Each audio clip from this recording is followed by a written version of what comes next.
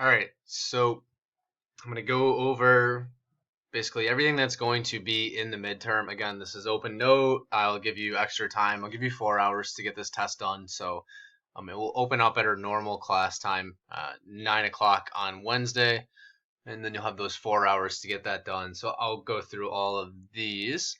Your midterm study guide can be found right here. It says midterm guide.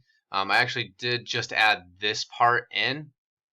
So the first part is programming variables. So basically you just need to know what they are: reps, sets, load, exercise variation. So really straightforward. So if I said you're doing 3x10 at 100 pounds on bench press, you should know that the 3 is the number of sets that they're doing, 10 is reps, load, that's 100 pounds, exercise is the actual bench press. So make sure you know that. Relationship between reps and, oops, that's actually a mistake, reps and load. So just remember, if somebody is doing 3x10 at, let's just use 100 again, at 100, and we wanted to change the reps to 3x8 at, so what would happen if we drop the reps? Well, then the weight could go up, so maybe it's 110. And also if we went up in reps, we would expect load to go down. So just understanding the relationship between, if you're doing more reps, you're doing less weight. If you're doing less reps, you're doing more weight. And then just what is a microcycle? What's a mesocycle? So a microcycle is that one training unit, and then the mesocycle is the collection of those microcycles, which is just week-to-week stuff. So next, you want to make sure that you are reading this article right here by Nick Timonello. It's from the Personal Training Quarterly. It's a really good article on program design and what you really need to know.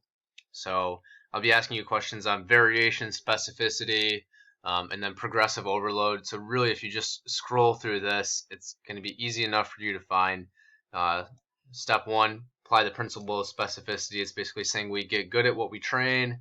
Variation, so when would you actually apply variation? When is it necessary? And what is the principle of progressive overload? So what is that? Pretty straightforward with that. Definitely make sure you read that entire article because it's a really good article. So now we'll move on to from enhancing skill and performance in resistance training. So you would just click on enhancing skill and performance in resistance training. So the big things I'll be asking you about are, so 1, make sure you know the difference between internal and external focus of attention.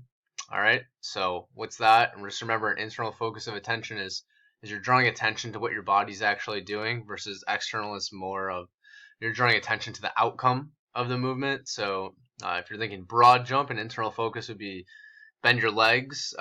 External focus would be something like clear the line that's 10 feet in front of you. So what's modeling? It's actually, definition is literally right there. So that's when when coach is actually demonstrating the movement. So that's modeling. When you look at the anatomy assignment, look at your previous assignment. So I mean, definitely study. So the basic anatomy right here is all those images. I won't pull it up actually, but look back at your old assignment. So what do each of these muscles do? This is going to be multiple choice for the most part. So if I say, what does your biceps brachii do? Okay, so what does it do?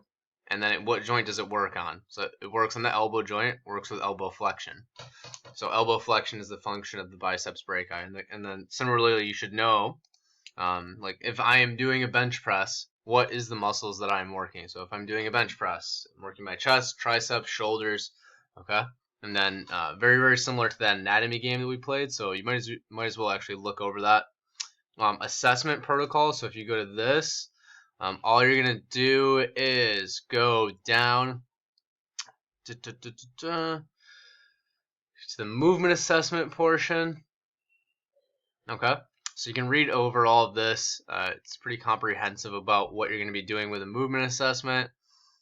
So let's go to this. So what are we going to do with errors? So look at this chart too. So just remember, if somebody has minor errors in technique, you might want to focus on coaching the exercise. If someone has good technique, we can think about adding load and complexity. If they have major errors in their technique, you might want to regress, look and see if there's any mechanical restrictions. And then I will be having you look specifically at different exercises. So what might you see in the squat at the knees? What errors might you see? What errors might you see in the ankles at the lunge? Or what errors might you see in the hips? So, and that is actually right here as well. So like squat, common errors. Okay, what's happening at the knees, knee valgus? What might happen at the feet and the ankles? Maybe foot pronation and supination. So what might happen in the lumbar spine? Too much extension or flexion. So the next one is correctly coaching exercises. So you can just go to that NASM article. Pull that up online.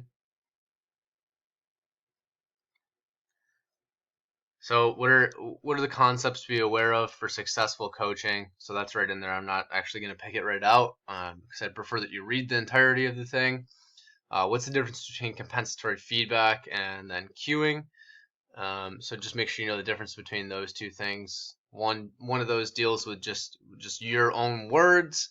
The other one actually deals with adding extra implementations or actually putting your hands in specific places so that your client's technique improves. And then the last thing is that you will get 2 videos. So you'll watch each of those videos, and then what you're going to do is you're going to identify the errors and just write about it in that one. So that's really the overview of the midterm. Let's just make sure that you're reading each of these things.